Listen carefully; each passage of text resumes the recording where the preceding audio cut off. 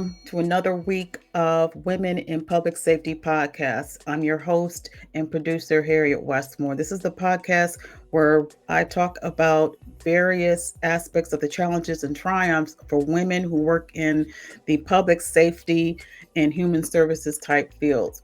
So this week, I'm not doing a particular episode. I'm actually going to do what I'm going to be calling it Case Chronicles. And I will be talking about real life case incidents that I had to deal with. I'm a state parole officer, if you guys didn't know. And I wanted to kind of share with you real life cases that I have to deal with on a daily basis. Of course, when I talk about these cases, it would be in general terms. The names and all parties involved would be changed, if I will even mention names at all. But I just wanted to case chronicles at least twice a month to shed light on what we as women officers, and it's not just about women, but all officers or all people who working for the public, the type of cases and incidents that we have to go through, endure, and see on a daily basis as part of our job. So, with that being said, I'm going to tell you about a case that one of my colleagues had. And actually, it's two cases, but it's the same concept. It's different people, but same type of case.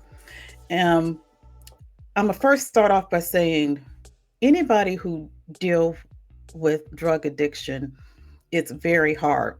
And especially hard for those of us who are law enforcement officers, particularly probation and parole officers, where we have to supervise these individuals who have drug charges or drug cases. Because for us, that's where the social work piece comes in, and trying to help them maintain sobriety and putting them in different various social service treatment centers and things like that to try to help them be clean, number one, and be more productive in society once they are released from prison. And in my opinion, I think drug cases and dealing with drug offenders, they're one of the hardest. They're one of the challenging caseload to deal with, because you either want the help or you're just not ready. And when you're not ready, you're not going to get the help that's being offered to you. You're not going to be ready to accept it.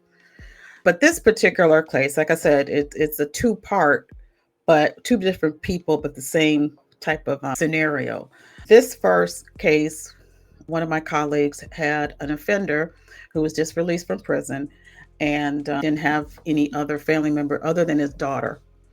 So he moved in with his daughter. You do, as any parole officer, probation officer know, you do the initial paperwork, you meet, make sure the placement is up to standards and policies of parole or probation, that there aren't any weapons in the home, there aren't any other persons who live in the home that are on any type of state or county supervision. So this individual, he wanted to live with daughter. Daughter agreed. He did pretty well. His case, his charges were drug related. He did pretty well. He got out, actually got him a job, and he was doing really well. So every time we would see him, he looked well. He's doing what he's supposed to do according to his conditions and was working. Well, that went on, let's see, he was pretty much compliant. I would say maybe 6 months since his release. But after the 6th month, going in the 7th month, when we went to see him, we noticed something different about him. And anybody who have done this job long enough, you pretty much know that something's just not right. And, my partner was saying, I hope that he hasn't relapsed. So next thing you know, we decided to kind of, okay, let's hold back and let's just see what's going on. So next time we saw him, well, first of all, he contacted my partner and to let her know that he has moved to another address. Part of the conditions of supervision that you have to inform us as parole officers or probation that you change of residency prior to moving.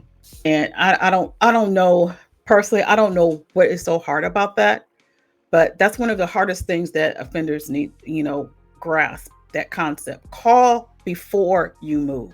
Don't call afterwards, because you have to make sure that new place, that new residence that you're wanting to go to is approved by us. But they seem to want to call after the fact. Oh, I just want to let you know I moved over the weekend, I moved a week ago or whatever. That's not how that works. But anyway, so okay, so he moved out of his daughter's place and into living with a friend. That's always another red flag going up. So what was going on to where he's no longer living with his daughter? Well, in between, I guess my colleague had a conversation with the daughter, who informed her that her father is back on the streets. He has relapsed, and she just didn't want that type of, just couldn't have him at her house anymore, which, we totally get that. I mean, and it's kind of sad that, you got to put your own parent out of the house because you are, not doing what you're supposed to do. So she gets a hold, my colleague gets a hold of her offender, of the guy, and he wanted to get approved to this new address. So we finally went to this new place of where he was staying. First of all, when we first got the side of town that we went on, we already knew what it was, because it was one of the, you could tell it was a drug area. When we pulled we parked on the street, she called him and he came out of the house. We found the house number and everything, but she called him to come out. And when he came to our vehicle, she was talking to him, I mean, we can tell he was just geeked. So, she asked him, what's going on? Oh, nothing. Me and my daughter are just, I had to leave. My daughter asked, she's getting married. And so I had to leave. And, now I'm living with a friend. And then, my partner just asked him flat out, are you back using? No, not, I mean, I've had a joint or whatever. And we all know based on the way he looked, he just looked geeked. It was more than just marijuana.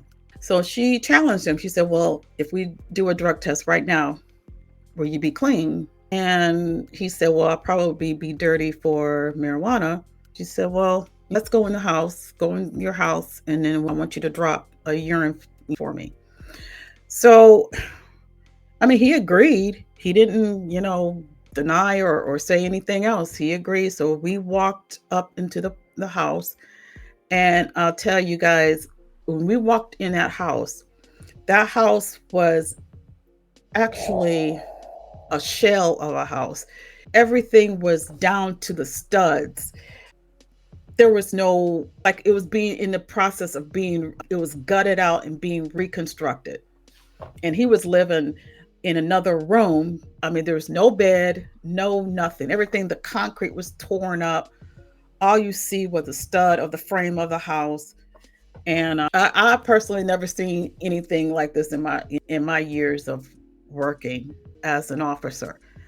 And we're like, what is this? He said, well, this is a friend of mine's house. He let me stay here. He's, in the process of remodeling this. And we're telling him, there's no way you're going to be approved to stay here. You can't stay here. This is not even, it's not even a livable place for anybody to stay. So I said, there wasn't even like a running toilet or anything. And like I said, everything was like down to the studs. And usually, we walk through a house, but there was no way. I was not walking through anything. I was waiting for something to come jump out and start running across the floor or whatever. I mean, it was just that bad. She's told him, well, you need to take a test. We're going to take a test anyway. I don't know how you're going to do it, but you need to drop in this cup. We always keep our drug kits with us. And so he went off into a corner somewhere and dropped into, and while he was trying to urinate, we were looking around into, at least went into it was like, I guess it was the dining room area. And all this was again, it was a bunch of like this house was gutted, and all it was like a little table. There was nowhere for him to sit other than a table and a chair. We saw like a little aluminum foil, and we looked at each other because we already know that means him. So he's doing heroin. So he came back with the cup, and we checked cup, and of course he was positive for, I think it was cocaine, and there was other things that he was positive because we did a 12 panel type drug test. So we didn't arrest him. First of all, we didn't have the car facility. We didn't have a cage vehicle to where we can arrest him. But she ordered him to come, find a way. You got to come into the office. She gave him a date and time, and when he apparently did. And so at that point, I think he was arrested, and she ordered him into treatment, inpatient treatment, and then we found him a place that took him, and he was getting treated. But I mean, I'm saying that to say those are the scenarios of what we deal with. Now, fast forward, there is another similar situation, except this also happened this past week. A colleague, my field partner, she had another gentleman who just was released from prison, and this was our first meetup to meet him at his approved address. And he got out Tuesday. I'm giving you the date. The Tuesday was February 6th. We went to see him for the first time. Protocol is when an offender gets out or released from prison, they have 24 hours to call your PO, your assigned PO, to let them know that you are released and you are at your approved residence. And then we will come and make a face contact with the person for them to sign their conditions of supervision and all their paperwork. So she did, he called my partner, and so she set up the time. Well, we'll go come and see you on Thursday, which was the 8th. Mind you, he got off the 6th. We went to the residence on the 8th, and his mom answered the door, and she informed us that he overdosed. At that moment he was in the hospital. He don't know if he survived. I think from what she said that they were getting ready to move him. They got him around and going to move him into a patient treatment facility. Again, my point is he just got out. I mean, I think he did some years. I'm not sure, how long he did prison time, but he got right out and went right back to, what he was doing before he initially got arrested and sentenced to prison. And 2 days later, his matter of fact, his mother was the one who found him overdosed. So the mother, I mean, was definitely, upset and distraught, which, I mean, this is your son just got out of prison, and, now 2 days later, overdosed on drugs. And I think heroin once again. So these are the things that we deal with. One of the many situations and incidents that we deal with as field officers. I'm sure there are plenty of more stories and real life cases that, being in corrections, as a social worker, any medical health professional, have stories like this all the time. And with that, I would love to hear your feedback, and I would love to tell your story, what you deal with as a public safety and professional. You can reach me at publicsafetybywomen@gmail.com. Send me an email. And like I said, I keep these stories, in general terms. I don't, give names or places or, locations or anything like that. But I just want the public to understand what public professionals have to endure on a daily basis.